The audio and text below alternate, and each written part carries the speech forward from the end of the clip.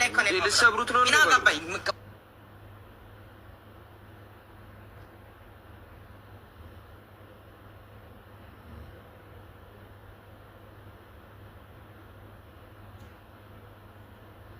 አታከፍትም እንዴታ እንዴት ነው እንደዚህ ካሊማት ነው ጭራሽ ዋለች የቀደም ነው የሚቀነው ደግሞ አረ ባካችሁ ጀሪኮ አው እሱ ነው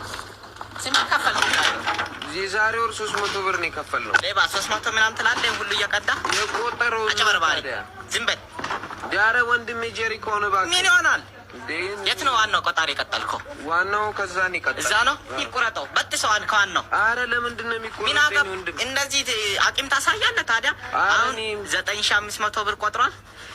ዋልማት ሄደህ እንድትከፍል አረ እኔ እንደዛ አይነት ብር የለኝም ባካችሁ ምጭ አልፈልግም አትከፍልም እኔ ብር የለኝም በቃ ስም ንገረኝ